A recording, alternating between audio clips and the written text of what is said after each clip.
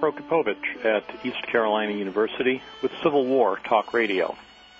Did you know that Abraham Lincoln was born in a cabin in Kentucky built 30 years after his death? Did you know that Helena, Montana is proud of its Confederate veterans, even though nobody from the state actually fought in the Civil War? Or for that matter, did you know that the airplane, like everything else important, was actually invented in Texas? Our guest today knows all this and more. James W. Lowen has traveled across the United States visiting Civil War and other historic sites and has published his findings in a book called Lies Across America, What Our Historic Sites Get Wrong. Join us on Civil War Talk Radio when we return with James Lowen.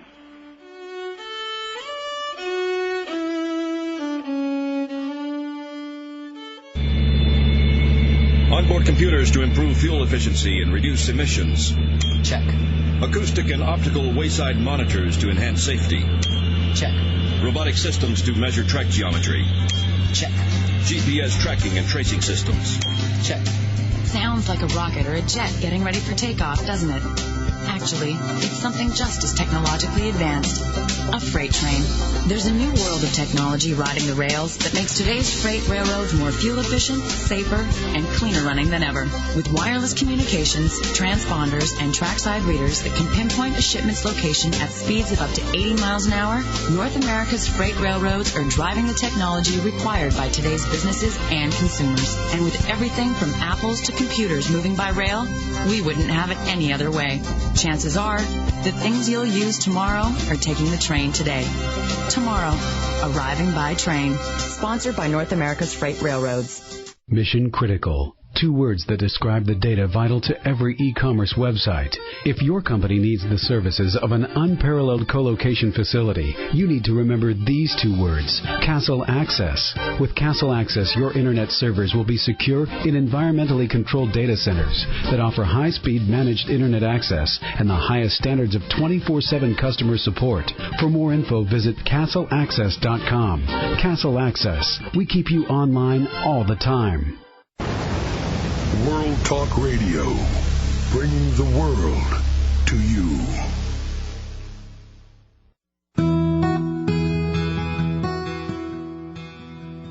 Welcome to Civil War Talk Radio. This is Jerry Prokopovich at East Carolina University. Today our guest is James Lowen, author of Lies Across America and other books dealing with the, I will say, sorry state of history education in the United States. Mr. Lowen, good morning. Good morning to you. Welcome to the show. Am I pronouncing your last name correctly? You certainly are. Good. On occasion, people have actually mispronounced my last name. Yes. As hard as that may be to believe. So I try to do my best to get that right. Well, tell us a little bit about your background. Where'd you go to school? What have you done? Well, I grew up in Decatur, Illinois, which is incidentally a town with a considerable number of Civil War monuments and stuff like that. And, of course, we have a Lincoln heritage in that area, too. It's right in the middle of Illinois. Then I went off to school at Carleton College in Minnesota.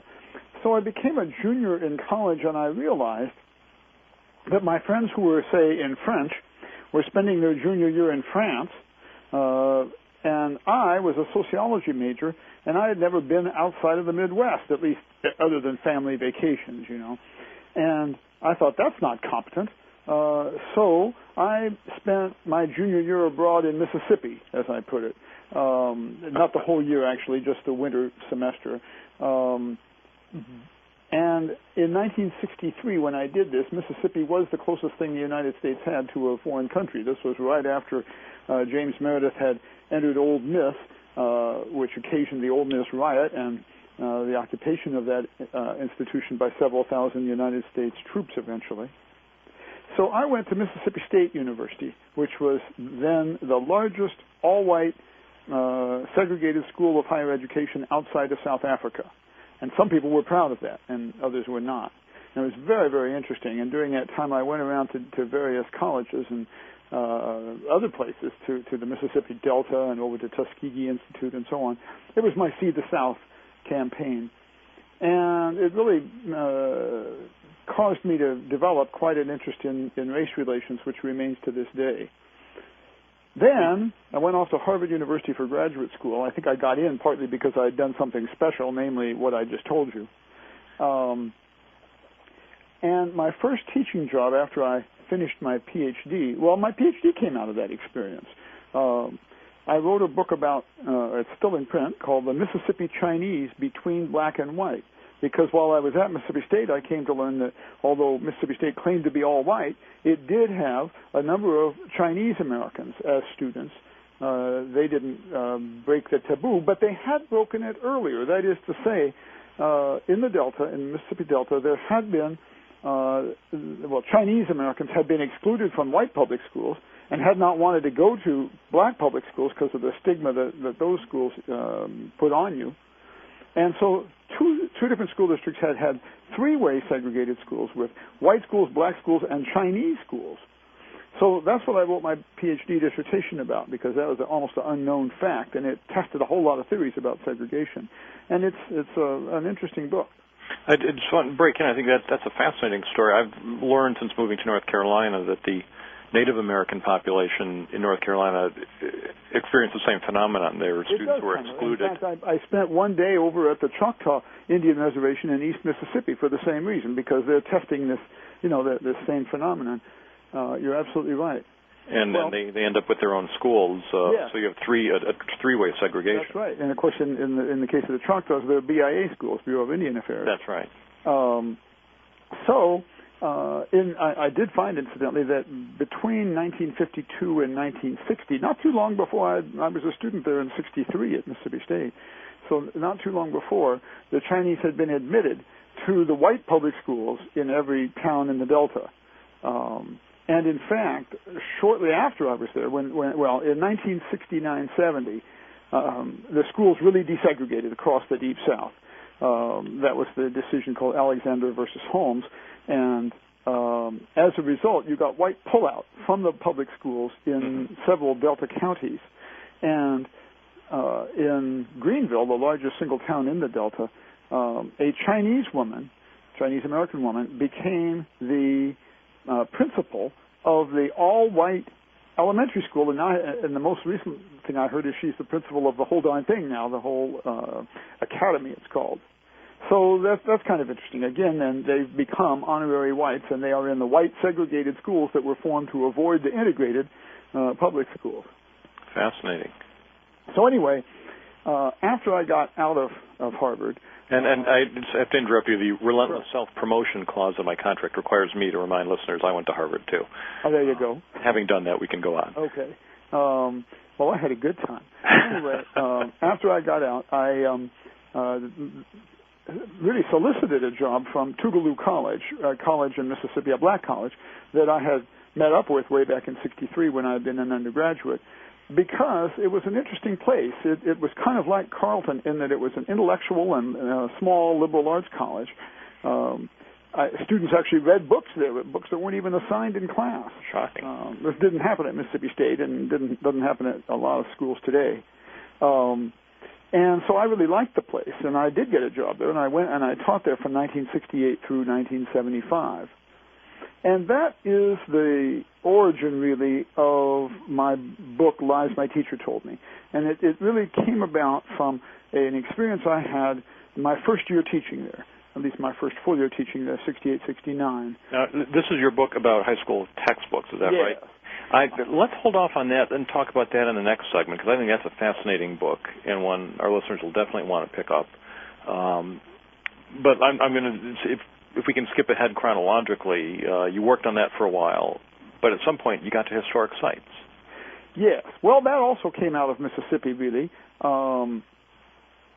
The state of Mississippi has a reasonable number of historical markers, and at the very end, the last picture in Lies My Teacher Told Me is a picture of such a marker in Mississippi. Now, this is a marker about the Civil War. In fact, it is in southwest Mississippi. Probably your readers who are civil rights buffs will remember, but the rest of us won't remember, that Grant tried to take Vicksburg. Vicksburg was often called the Confederate Gibraltar. It's up on high hills overlooking the Mississippi River, and of course it commanded the river in terms of its cannons, and so it kept the United States from fully using the river to ship everything from the Midwest down to the ocean at New Orleans and get it into world commerce. And so it was very important to the Confederacy. It was also important because it connected the western part of the Confederacy, Texas and Arkansas and so on, with the eastern part and kept it from being cut in half. So it was quite well defended. So Grant tried to take it. He tried various approaches from the north and so on. And finally what he did was he floated his ships down past the batteries at night and lost only one of them. He marched the folks on the opposite shore, the Louisiana side, down past Vicksburg, so that they were now south of Vicksburg. And then he crossed, I don't have my map in front of me, but maybe 30 miles south of Vicksburg. He crossed the river where there was no Confederate force at the moment to stop him. Mm-hmm. He then goes on this incredible overland route. It's said to be the first time this has ever been done. I'm sure it was actually done by Attila the Hun and some of those folks back a long time ago. But he goes on this route that takes his forces northeast from Bruinsburg, Mississippi, where he crossed, through the little town of Rodney and a couple other towns, Utica and so on its way to Jackson, the state capital. And he has no supply lines. Usually the Army went so slowly, actually, building supply lines. Sometimes they'd even lay railroad tracks behind them to supply the Army. Well, he abandoned supply lines. Now, how could he do this? I think he could do this because he knew that the black infrastructure would support him. This part of Mississippi was then and is now 80% black. And, of course, many of the white folks were drafted or enlisted in the Confederate Army and weren't there anyway. And so it was overwhelmingly black. And as his army went towards Jackson, they got intelligence on where the Confederates were. They got intelligence on what was the best route to take. They got food and water. They got joined by all kinds of folks who, of course, were so excited because this was the moment that they became free people. And so when they get to Jackson, they're being shelled by Pemberton's army, they think. And an old black man runs out from the side and says, "Don't worry, the main corps of the army has retreated north to Canton. They left their artillery here to shell you, and if you'll follow me, you can come in from the side and capture them." And so they did, and they captured them. And that was the Battle of Jackson. Didn't last very long at all. Then they moved west, Champions Hill and Clinton and so on, and finally they invested Vicksburg. They surrounded it from the east. Pretty much surprising Vicksburg. They weren't. They had known they were coming, but they were surprised by the entire maneuvers. And then they besieged it, and eventually on July 4th, 1863, they took it. Well, in southwest Mississippi, where Grant's army first came, there was a historical marker. And it said something like this: Union Army passes Rocky Springs. And, of course, it's at Rocky Springs on the Natchez Trace in southwest Mississippi. Then it says, "Here, the residents gathered to watch in stony silence as the General McClernand's bluecoats marched northeast towards Jackson." Yeah, I've got your book open now to page 314. I'm looking at that marker. You have a photograph of it. Yeah, I did pretty well by memory, didn't I? You got it. The troops. What does it say here? The Union troops encountered no resistance beyond the icy stares of the people who gathered at the side of the road to watch. I didn't do so well. Yeah. Great phrase. So this portrays it as the locals are completely hostile. Yes. It's an outrage because, as I say, at least 80% of the stares they got were totally happy stares from black folks. And it turns out even some of the white folks in southwest Mississippi were delighted that the United States was taking control of the state again. So there's just an outrage. That marker leaves you stupider than if you had not read it. And so I attack it at the end of Lies. My teacher told me, well, I didn't realize it then, but that was that issue, if you will, was going to grow into my next book, and that's, of course, what you were mentioning, Lies Across America. In Lies Across America, I pick on at least one historic site in every state. I think I picked on 8 of them in Virginia. I don't know if that's because Virginia has more history or just gets it more wrong. I pick on maybe 4 or 5 in Texas and I think 4 in California, but just 1 in some states. and show that what we're saying on the landscape, again, often, or in museums or at forts or ships or whatever, often makes us stupider than if we had never gone there. And that's just a terrible thing. I mean, that's not why we go there. We go there to learn history. What examples come to mind? Do you recall any particularly egregious ones dealing with the Civil War? Oh, yeah. Well, I actually, from beginning to end, well, it's not exactly the beginning, but there's the issue of what caused the Civil War. And at Gettysburg, we find that South Carolina weighs in on this subject. In fact, South Carolina says stuff about what caused the Civil War in several places. And what it was states' rights. Well, it turns out that states' rights was not why the Confederacy seceded. And we know why the Confederacy seceded because they told us so. If you go to the web, you can actually download what's often called South Carolina's Declaration of Independence, or the Ordinance of Secession that it passed to secede. And what does this document say? Well, I've read it and examined it at length, and I discuss it in my entry on Gettysburg, because at Gettysburg, South Carolina simply lies about the matter. Why South Carolina seceded? They were against states' rights, and they tell us at some length which states' rights they're against and why they're against them. And we have to remember that the key issue in terms of states' rights in the 1850s was the issue of fugitive slaves. And the United States national government had passed a rather draconian Fugitive Slave Act in 1850, and it prevented states' rights. In fact, it required that states participate in capturing slaves even if they didn't have anything to do with slavery. Well, South Carolina is outraged at certain northern states' fairly mild efforts to interfere with the operation of this law. I mean, for instance, Pennsylvania passed a law called the Individual Liberty Laws.